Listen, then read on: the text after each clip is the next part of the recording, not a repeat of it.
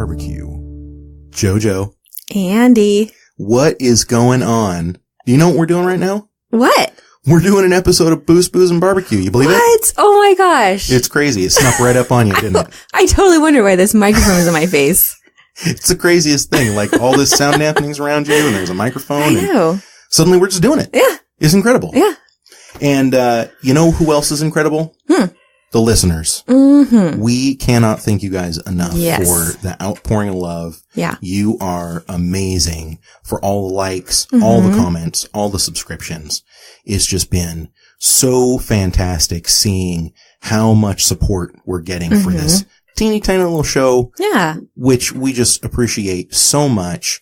And if you couldn't do us a favor, like it, comment, subscribe, tell a friend. Yeah. And have them, join you in this amazing journey, that is happening through your ears coming from mine and JoJo's voice. I think that's the perfect word, journey. It is. Yeah. Not just because you love the band Journey. No, but that is true. I do love the band Journey. Yeah. We saw them in concert, about a year ago and it was incredible. I mean, don't get me wrong. Nobody could ever be Steve Perry, but the guy that they have now is an incredible vocalist. So you just kind of have to, he never stopped believing. And, he's just a small town girl. Yeah. Living in a lonely world. It's great. I loved it. Absolutely loved it. Anyway, so this journey is an epic one, and we're so grateful to have all of you guys coming along. You're all hitting our Facebook, Boost, Booze, and Barbecue on Facebook. You're all hitting our website, Boost, Booze, and Barbecue. boostboozebarbecue.com. Yes. You've been super patient with the Patreon, which we're so close. We're almost there. We've got the growlers to give away. Yeah. We've got bottle openers. We've got some really epic stickers that are just going to be awesome. Yeah. You know what it's like? It's like We're Dorothy. And we've got our scarecrow and our lion and our Tin Man, and we've made it through the field of poppies, and the Emerald City is just over the horizon. It's right there. Yeah. Yeah. We've already had somebody say, I'll get you, my pretty. And they sent us some really intriguing photographs, and it was not as negative as I thought it was going to be. Yeah. Yeah. Well, hey, speaking of things that we love, one of the things I have a love for is microbrew. Yes. And you know this. Yes. And we've got something special going on. This is a love that we share. It is a love that we share. And we have something very special going on today. We don't have one booze of the day. We have 3. 3. Now, I'm going to be real honest with you folks. It's because I had some things open in the fridge that need drink up. But and hey, JoJo's coming over, so it's perfect. It's perfect. She'll drink it. None of it's flat. It's all delicious. Yeah. And, some of them are delicious. I have one that I want you to try. It's going to be coming up. Okay. Yeah. This one, it's a new one. Yeah. Me, but we're going to start right off though with an old standby. Oh yeah. That I love. And I know you love the Kiwanda Cream Ale. Yeah. Pre-prohibition cream ale. Classic. Classic here in the Northwest. By Pelican Brewing. And, Pelican, I love going to their place in Pacific City. I love actually going behind them on the 4th of July. Yes. And watching all the fireworks go off. That's fun. We did that one year. That was excellent. Yeah, it's the best. We've done it a couple times, actually. Yeah, we have. Yeah, that's a fun time. If only we could find a way to just camp out there on the sand. Yeah, a lot of people do. A lot of people do, and I think that's why I don't like it. It's a little too crowded. It's filled with all the sounds of drunk people and vomit. That's true. So maybe not that. People are a lot like cats in that if they're in sand, the world is their litter box. Oh gosh. Bad images. Bad. All right, bring your glass on over here. We're going to do a quick taste tester. All right, you ready? All right, yep.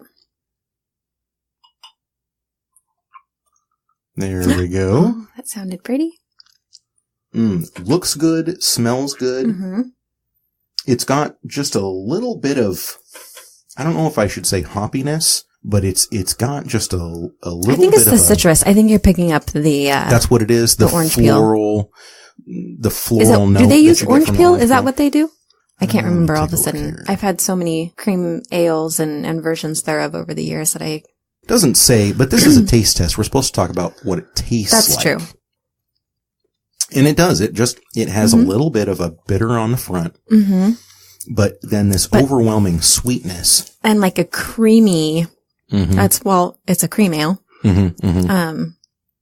But it's light, it's refreshing.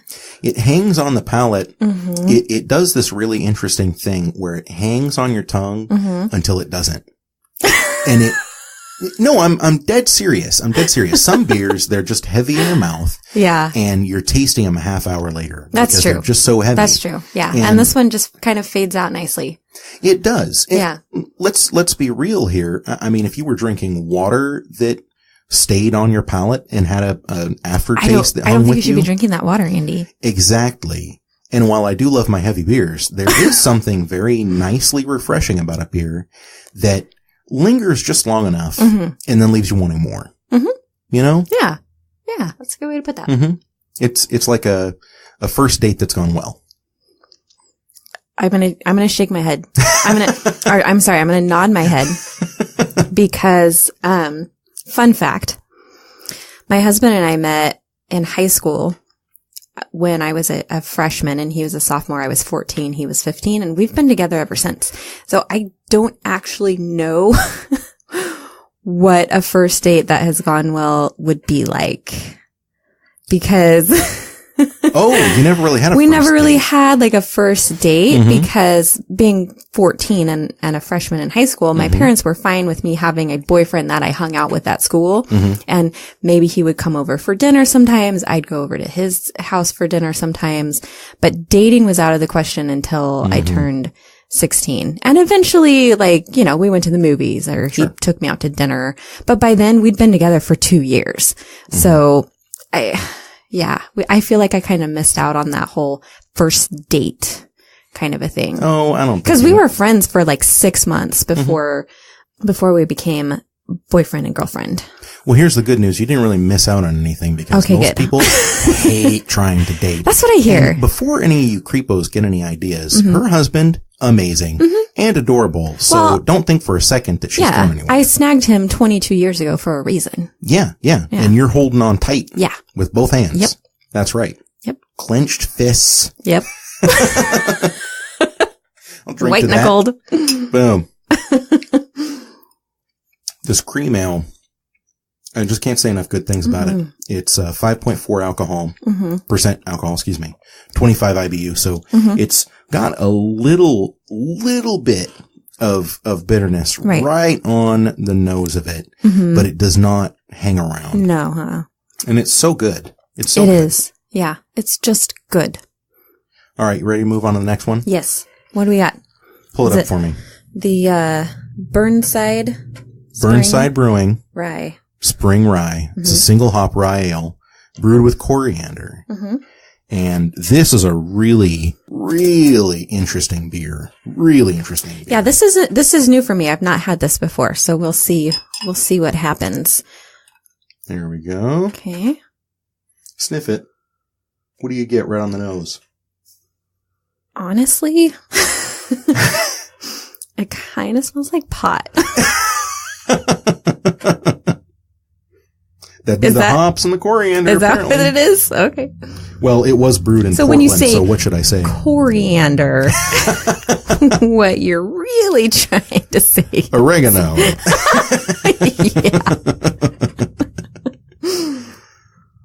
This one, I'm having a hard time deciding what I think about this one. Ooh, and there's the face.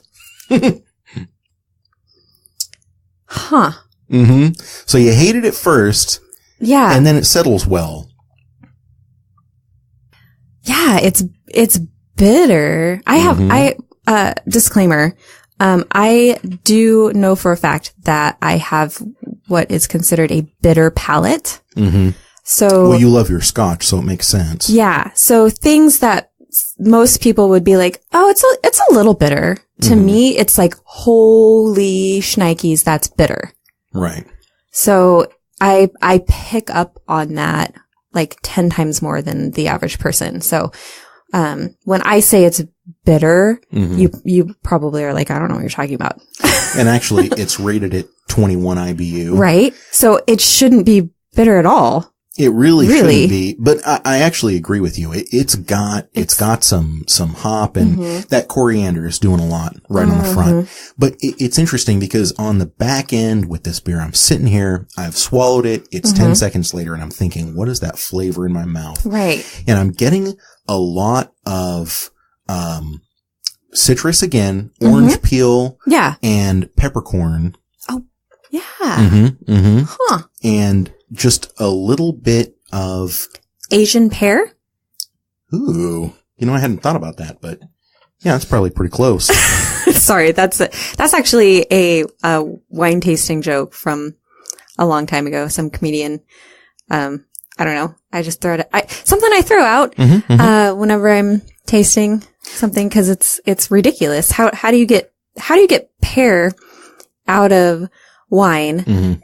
Let alone, how do you even know it's Asian pear? I have got an even, maybe not a better one for you, but a more specific one. When you're tasting red wines, say just a hint of wet horse blanket. What? Yeah, and there's no one that can refute that. Well, because when horse blanket. Well, because when you're doing red wine, people are going to start throwing out stuff like mushroom and tobacco and stuff like that. Forest floor. I was at the Astoria Seafood and Wine Festival several years back, and no joke, tasting a Pinot at a booth, and the guy throws forest floor at me, and I'll tell you what, he was dead on. It was forest floor in my mouth. I don't know how you quantify that. I don't know either. But I'm tasting the wine and I'm like, what is this? Like, what is happening in my mouth right now? And he goes, forest floor. I was like, oh my gosh, that's what it is. And then you spit it back into the glass and we're like, oh, no, Actually, thanks. It was really good. Wow. Forest floor in a good way. Big fan of the forest floor. Yeah. I don't know, man. I don't know. I mean, I've gotten more into the red wines recently, but some of those freaky tastes. Well, I don't know. Yeah. I always kind of chuckle at the black currant. Oh, yeah. Nobody in America knows what black currant tastes like. Because the only time anybody ever has black currant, it's when they're at high tea spreading black currant jam on a piece of whatever British people put jam on. So I have no idea what black currant tastes like. It's a European thing, and actually my grandmother on my dad's side, so from Switzerland, she had black currant jelly, and I actually am. Have you had it? I have. Is it good? It's good. It's quite tart, but it is very good. And I actually am a huge fan of black currant. Yeah. Interesting. So I'm one of the rare people. Yeah, one of the few. Although because I'm kind of douchey, I'd probably be like, no, it does not taste like black currant. This doesn't taste anything like my Nana's jam. A pox upon you. My Nana shall haunt you. But no, yeah, this is like we were talking about. It's odd up front, but then, It is also a live beer though, so that's going to add to some of the funkiness. Oh, yeah. Funky. That's a good word. Funky. They should put that on the label. I have a hard time with beers that identify as funky. Yeah, I agree. Because normally when they say that, there's a certain cheesy aspect in it and stuff like that. Here's the thing about live beers or funky beers at the very least. When you get to the very end of them and there's that sediment, the yeasty beastie bits, whoever drinks that, they are in for a rude awakening about 4 hours later. Gosh. Yeah.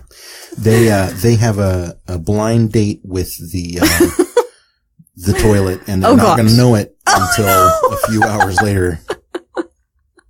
That's something I've learned from live beers. Okay, good to know. Well, it's because my wife loves the live beers and the funky, the sours, the wild ales and stuff like that. But she's got a system down where she'll drink almost all of it and then she'll be like, here, I can't finish this. Finish it for me. No, that's so mean. Yeah, man. Got a Beijing blowout going on for some of these. All right, on to greener pastures because I know you're not just the hugest fan of this beer, but we've got one more lined up that I know is always a fan favorite. Oh, yes, I do like this one. This is the Wild Ride. Yeah. Wild Ride Brewing Nut Crusher Peanut Butter Porter. Mm-hmm. And who doesn't like a good nut crusher?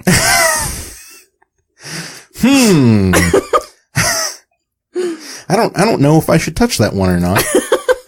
Let's just move on. We'll just move on.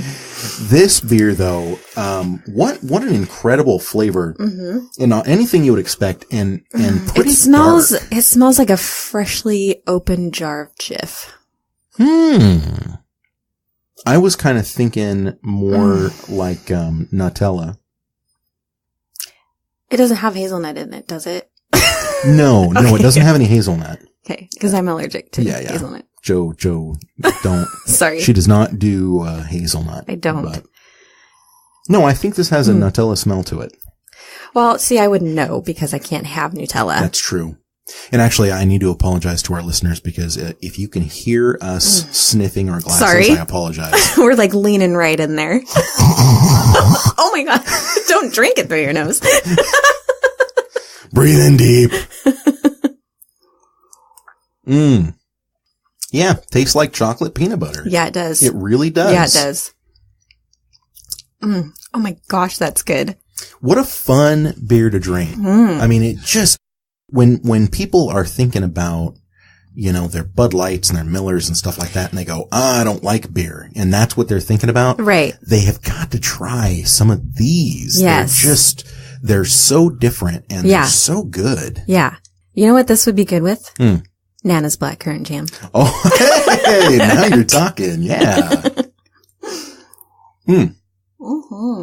Yeah, I really like this beer. Yeah. But you know me, I'm a huge dark beer fan. Oh, me too. Yeah. Yeah. If it's dark, I'm all over that. Yeah. I'm the type of person where I'll drink porters in the summer and stouts in the winter. Yep.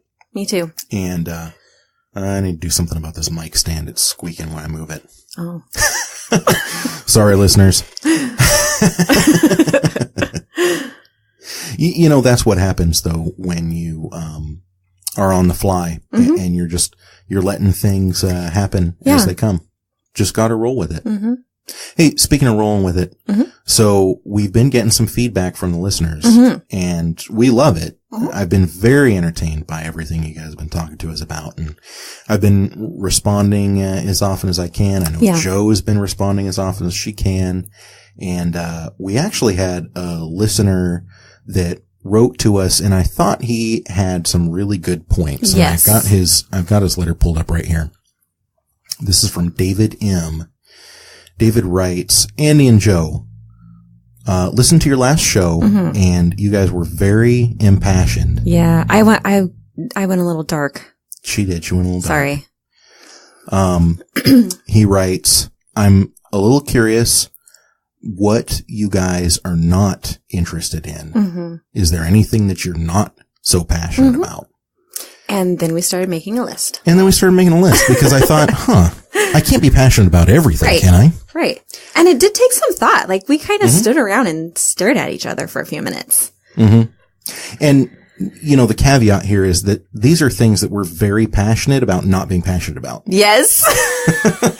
That's an important distinction. And if you don't mind, I'm going to go ahead and just get started. Yep. Fake car shows. Yes. I hate them. Yeah. I hate them. They're the worst. Case in point, I haven't even seen it yet, but I know I'm going to hate it. Yep. Fastest Car on Netflix. Yep. I saw it and I thought, oh, that looks like it's going to be really good. And then I watched a couple of the promos and I thought, I already hate that. I haven't even seen it yet and I already hate it. Yeah. And I haven't seen any of the promos, but I saw a blurb about it, a little short, like 3-paragraph article. And at first I was like, yeah, new car show. Cool. Netflix. I love Netflix. And they put out great stuff. And then I got to like the last like 2 sentences of this article tell you what the show is about. Like they spent 2.5 paragraphs, trying to like work you up. And then they were like, oh, and by the way, it's about this. And I was like, oh. That's how you know it's going to be a letdown. Yeah. I was watching the promo for it and just, they hit the first guy with the Lamborghini and he's like, if any of these cars can beat me, then I'll eat my shoes. And I just thought, okay, I'm out. I'm Whatever. done. You already eat your shoes. You don't need any prompting. You're just looking for an excuse to eat your shoes. Get out of here. Drove me up the wall. I saw that and I just was. Stop it. Stop with the unscripted television. Yeah. Stop. Yeah. It's like Street Outlaws. Nothing against Street Outlaw guys, but it's gotten to the point where I can only watch the racing portion. And listen, I love the racing portion. I have no qualms with it at all. I really do like watching them race. I like watching them do some setup on the cars and stuff like that. But their cars are incredible. What they can do in that aspect is incredible. But the antics, I'm just, it takes me out of the moment. Yep. And, it comes around to, I was having this discussion with my wife the other day. She asked me, why I don't want to just sit and read, because she loves books. She loves to sit and read.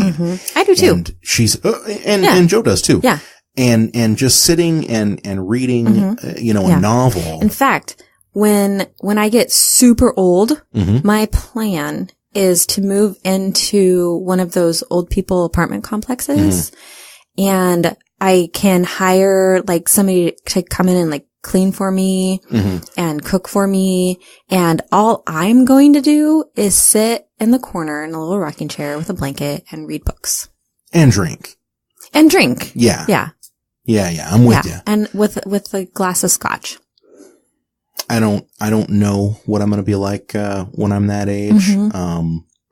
For all I know, I'll be underneath of my bed trying to empty the oil in my bedpan. But, we'll see. We're all going to end up there eventually. Well, but the book thing, I just made this realization that, I read so many technical manuals and articles and things at work. And actually, I'm a big fan of nonfiction. I will sit and I will read. No, mostly it's on my phone or my, my tablet. I'm on my Kindle Fire. Right. Exactly. Yeah. I'm just reading articles from, the internet and things. And is there a quantifiable difference there? Like, can you sit and say, reading Engine Labs does not count, but reading War and Peace does? No, I think it absolutely does. No, I think reading anything counts.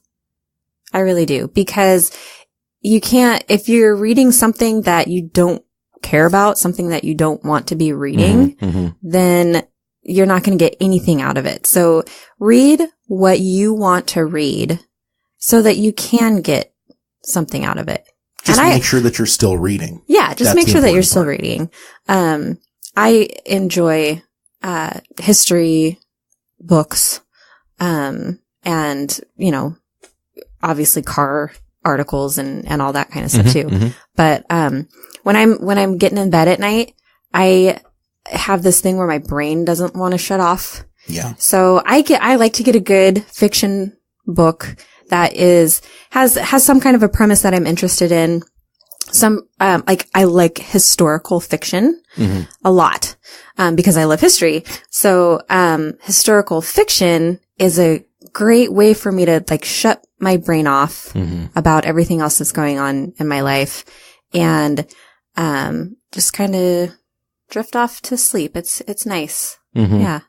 See, I can't read because reading for me equates to...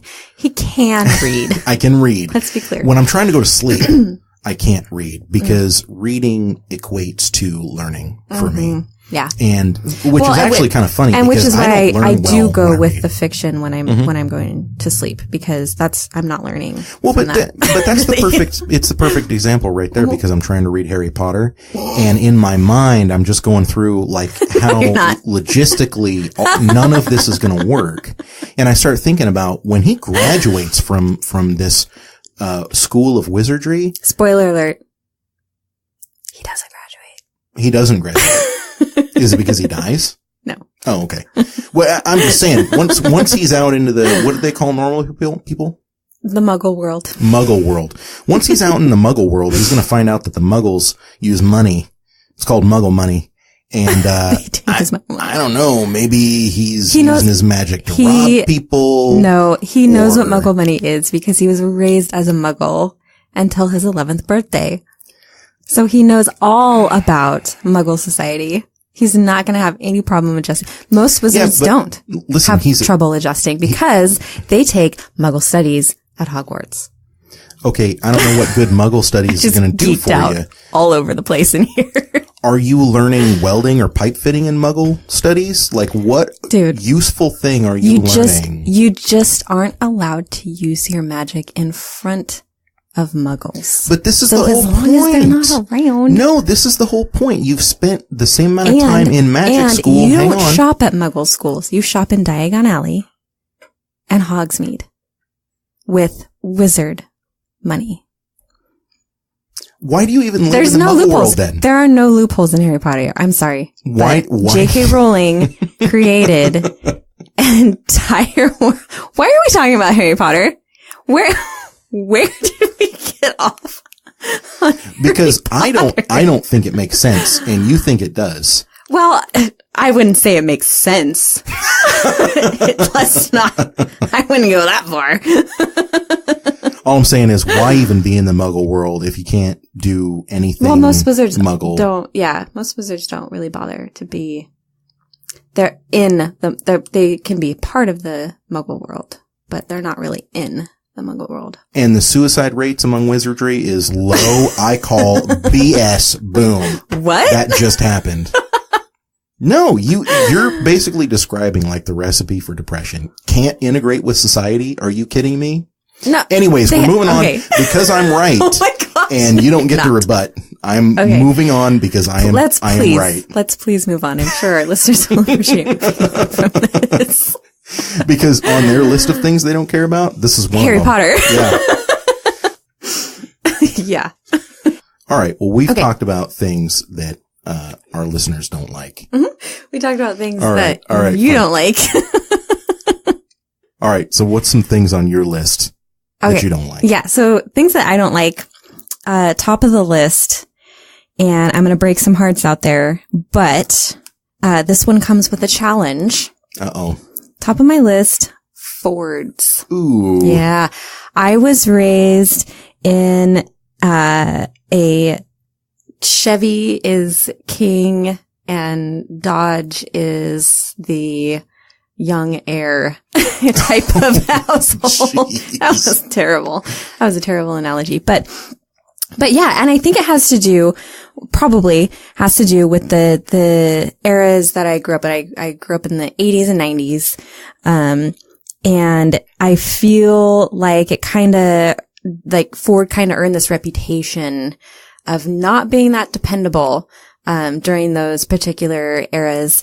For example, my father-in-law was a mechanic for 25 years, during the 80s and 90s. And he has often said, as a mechanic, I will never own a Ford. It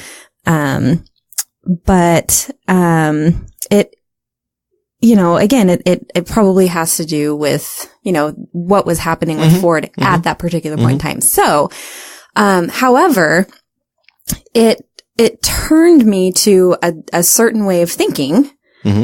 And, that continues to influence me today. Oh, yes. And it may have absolutely no bearing on where Ford is at, but because of, growing up that way, I continue to not care about what Ford is doing.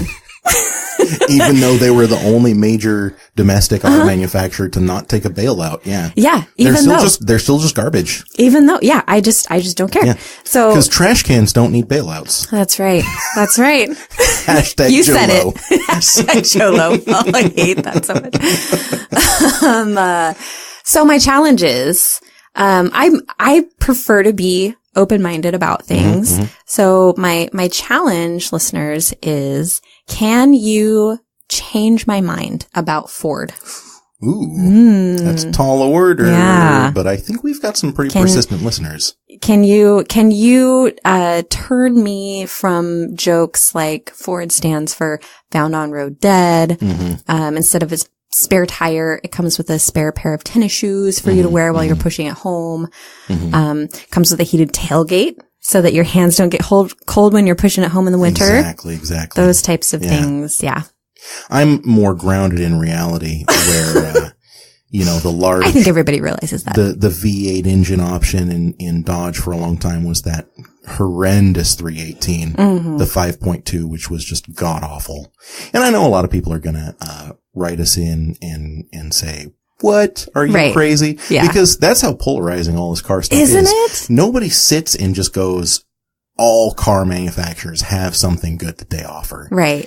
Nobody does do that. that. No. You can't do that. Yeah. We all dump on Honda, even though, Hondas have been proven time and time again. They're one of the best front wheel drive, platforms, and having independent rear suspension from the mid 80s just like propelled them forward and, quite frankly, propelled front wheel drive performance forward. Yeah. And, VTEC, you got all these people that are like, screw your VTEC, man.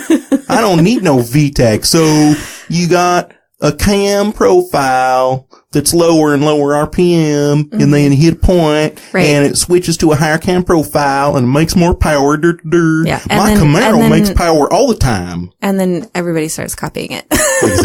Exactly. Every engine is using that now. Yeah.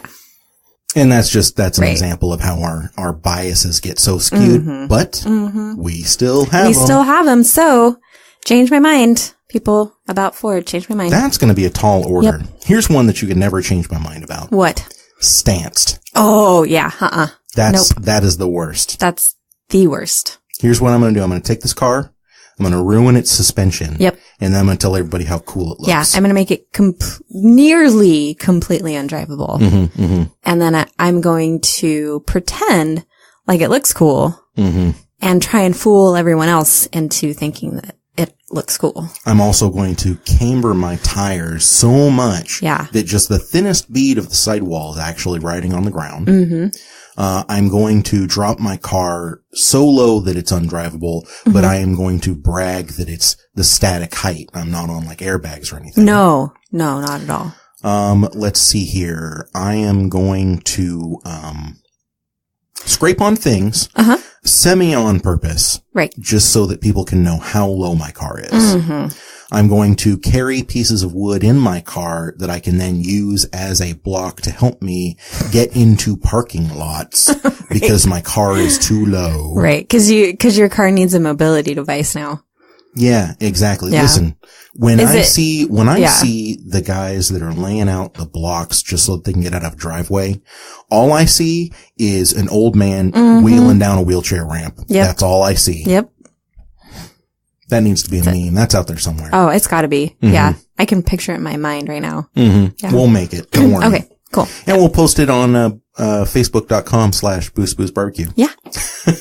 Yeah, we will. Cool. All right. You got anything else you don't care about? Another thing I don't care about, large sized rims with low profile tires on like trucks and SUVs. Oh, that's the worst. Why? What are you doing? The low profile tires that still have an aggressive off-road pattern. Ooh. What is going on, I don't know people? with that. Are you trying to get like the best of both worlds? Cause that's not a thing. I don't even know. Yeah. And the neon behind the wheel of those trucks, that's one of the worst things I've ever seen in my life. Oh. Yeah. I actually know a fella who makes, and might I add, a lot of money doing it. selling those super lifted trucks. Really? Mm-hmm. Yeah. What does that say about our society? I'll tell you, the hardest part about having one of those super lifted trucks in Oregon is you can't fit overcompensating on the 7-digit license plate. That is the hardest part about having one of those in Oregon. Yeah. OVR, CMP. Maybe we'll just finish it with a bumper sticker. Yeah, you're going to have to get a bumper sticker. Yeah. It's not going to fit on the license plate. Sorry. Yeah. Yeah. Boy, I tell you, it reminds me of when we were living in Portland and there was a really bad snowstorm. And my wife, who I just love to pieces, my boss had come to pick me up in his Jeep Grand Cherokee, all 4 tires chained. That's how bad the roads were. And we were living on a side street that they don't plow. Yeah. When you're in Portland and when you go through the snowpocalypse, the city is just useless. They just go, what do you want us to do? They just kind of shrug. Yeah, we've got you're on your own. We've got 2 plows for the whole city. Yeah. Like just you know, do just whatever stay you home. can. Yeah, exactly. Just stay home. And I'm leaving for work super early. Uh-huh. This is when I was working in auto parts. Oh. And we knew it was going to be crazy because everybody was trying to get chains. Yeah. And so I was leaving the house at like 4 a.m. getting picked up. And I said to my wife, you know, it's really bad out here. You probably shouldn't drive. Right. So what I said was, as a matter of fact, I didn't even say you shouldn't drive. What I said was, I don't think anybody should be driving this. I certainly wouldn't want to drive in it in our car. Oh. And so what I said was, people shouldn't be driving in this. And what she heard was, you can't drive in this because you're a woman. And then she decided that she was going to prove me wrong. Oh, no. And so I think around 9 a.m. and we had just been slammed. I mean, the whole day long. Yeah. We had a line going out the door, people trying to get chains. And the phone rings and I pick it up and it's my poor, beautiful wife. Oh, no. And she says the car is stuck and you have to come home and fix it. And I just said, honey, you are on your own. Yeah. I think that was the only time I have ever hung up on my wife because I just did not have time to talk her through it. And I just said, you're an adult. You're going to have to figure it out. And I hung up the phone and I was really worried about it. I mean, I was perturbed, but I did wish that there was something I could do about it. Anyway, so the reason why I'm talking about all this is because we had a neighbor at the time that had one of those big jacked up trucks with the nice wheels, right? Yeah. And the first thing my wife did was she turned and she saw that she was right in front of that guy's street. Okay. And so she walked over and knocked on his door and said, I'm really sorry to ask you this, but is there any way you could fire up that big old honkin' rig that's obviously built for off-roading and go ahead and give me a tow back into the driveway? And he proceeded to tell her, I don't drive this in anything but the nicest weather. Wow. This is my baby. I don't drive it in the snow. Yeah. And, form over function. Yeah. In whatever small capacity that might be for a pickup that's been done up like that. Ooh. And, that made me feel awful. Yeah. I just was like, oh my gosh, this poor woman just, you know, she's trying to prove something to herself. Sure. Yeah. And you know what? I'm not sure how. But she found a way to get it back into the driveway. Well, yeah. I came home. It was parked back where it was. And I said, what'd you do? And she said, I worked it out. Good for her. And I was just like, cheers to that. Yeah. That's awesome. Win. Yeah. 100% win. Oh man, that snowstorm. I got so many crazy stories from that snowstorm. I had a customer come back in. He had bought the cheapest chains you can possibly buy. The ones that are only supposed to be good to like 20 miles an hour, right? Right. He took them on the freeway, never took them off. Oh my gosh. And they came completely apart. And I'm trying to remember what he was driving. I think it was a Honda Civic SI, one of the hatchback ones when they first came out. I don't remember what year that was, but I know you know exactly what I'm talking about. Yeah, I can picture it.